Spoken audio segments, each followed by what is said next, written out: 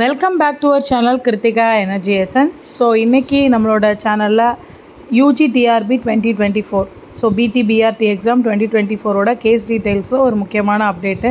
நிறைய பேர் இது சம்மந்தமாக சிவி லிஸ்ட்டு போனவங்க, சிவியில் கலந்துக்கிட்டு வந்து வெயிட் பண்ணிகிட்ருக்கவங்க, நிறைய நேற்று போட்ட வீடியோவுக்கு நிறைய சப்ஸ்கிரைபர்ஸ் வந்து கேட்டிருக்கீங்க, தனியாகவும் மெசேஜ் பண்ணியிருக்கீங்க. எனக்கு இதுக்கு என்ன அர்த்தம், ஏன் இப்படி சொல்லியிருக்கீங்க, என்ன பண்ணியிருக்கீங்க, இப்போ போயிட்டு வந்ததெல்லாம் வேஸ்ட்டாக, அந்த மாதிரி நிறைய கொஸ்டின்ஸ் இருக்குது. நிறைய சப்ஸ்கிரைபர்ஸ் வந்து அதை பற்றி கேட்டிருக்கீங்க. ஒரு சின்ன இந்த வீடியோ பொறுத்த வரைக்கும் ஒரு சின்ன அப்டேட் தான். 22/6/2024 இன்றைக்கி வந்து ஒரு அப்டேட்டு தெரிஞ்சது.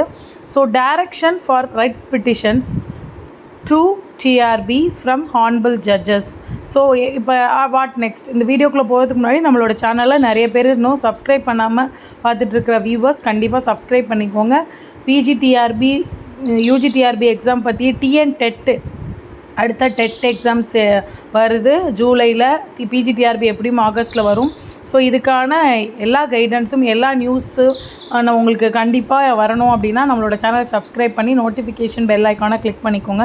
ஸோ என்ன இன்றைக்கி கேஸ் டீட்டெயில் என்ன அப்படின்னு பார்க்கும்போது ஒரு முக்கியமான விஷயம். நேற்று வந்து நமக்கு மதுரை பெஞ்சில் வந்து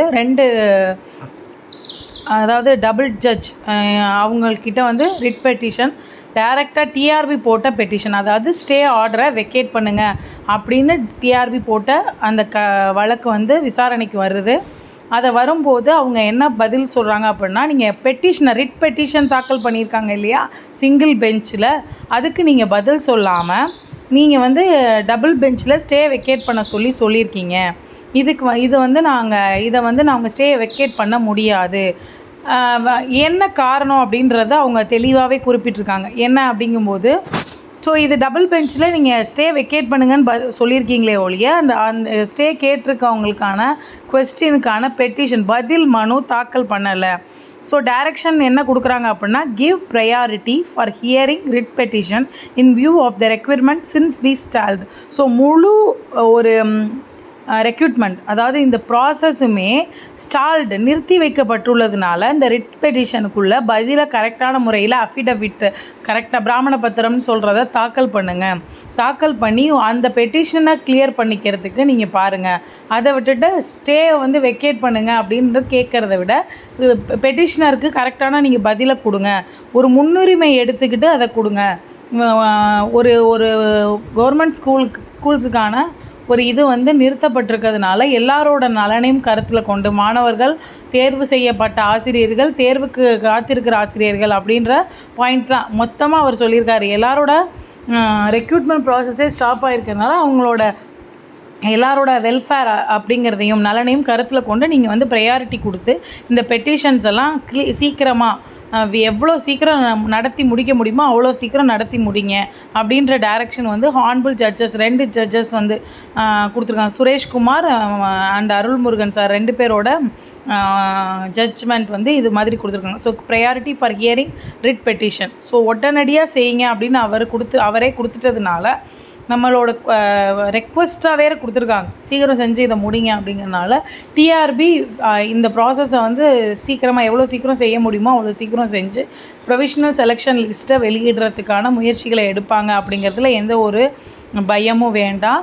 ஸோ ஏதோ ஒரு முடிவை எடுத்து இது அடுத்த கட்டத்துக்கு சில பேர் போகிறதுனா போகணும், அடுத்தது என்னன்னாலும் தெரியணும், அடுத்த எக்ஸாமுக்கு படிக்கணும் அப்படிங்கிறதாவது தெரியணும், இல்லை வேலை இருக்கா இல்லையான்றது தெரியும். எல்லாருமே அந்த மாதிரியான ஒரு மனநிலை இருக்கும்போது என்ன அப்படிங்கிற விஷயம் வந்து கண்டிப்பாக சீக்கிரமாக முடிவுக்கு வந்துடும்.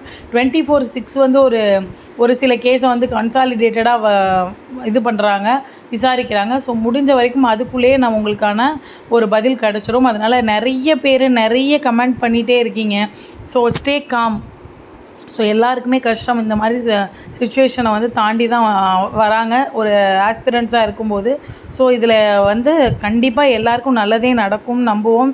எது கரெக்டானதோ அது கண்டிப்பாக நடக்கும். அதனால் ஸோ இந்த டைரக்ஷன் வந்து ரெக்வஸ்ட்டாக டிஆர்பிக்கு கொடுத்துருக்கிறதுனால டிஆர்பி வந்து இதுக்கான ரிட் பெட்டிஷனை தாக்கல் செய்கிறதுக்கு கரெக்டான டைம் எடுத்து அதை முடிச்சிருவாங்க.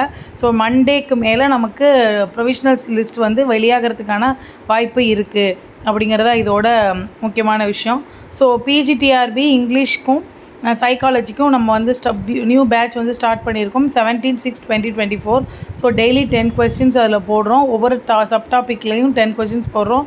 வீக் டெஸ்ட்டு மந்த் டெஸ்ட்டு ரெண்டுமே நடக்குது. ஸோ இந்த வாரத்துலேருந்து தான் ஸ்டார்ட் பண்ணியிருக்கோம். பிஜிடிஆர்பியை மனசில் வச்சு எப்படி இருந்தாலும் ஆகஸ்ட்டில் நோட்டிஃபிகேஷன் வரும் அப்படின்றது தெரியும். அடுத்து 17/6 வந்து இது போய் இப்போ 2 weeks 1 week first week test வந்து இந்த சண்டே நடக்க போகுது. ஸோ இந்த பேட்சுக்கு இல்லாமல் அடுத்த பேட்ச்சு இப்போ ஸ்டார்ட் பண்ணுறோம். இதில் ஜாயின் பண்ணிக்க விருப்பம் இருக்கிறவங்க நமக்கு ஸ்க்ரீனில் தெரிகிற வாட்ஸ்அப் நம்பருக்கு மெசேஜ் பண்ணி உங்களோட டீட்டெயில்ஸை கேட்டு தெரிஞ்சுக்கோங்க. ஸோ பிஜிடிஆர்பிக்கு படிக்கிறவங்க கண்டிப்பாக நம்மளோட சேனலை சப்ஸ்கிரைப் பண்ணிக்கோங்க. English and psychology test patches நிறைய நடந்துகிட்ருக்கு, கொடுத்துட்ருக்கோம். ஸோ ஸ்க்ரீனில் தெரிகிற நம்பருக்கு வாட்ஸ்அப் பண்ணுங்கள். நம்மளோட சேனலை சப்ஸ்கிரைப் பண்ணிக்கோங்க. தேங்க்யூ ஃபார் வாட்சிங். Thank you friends.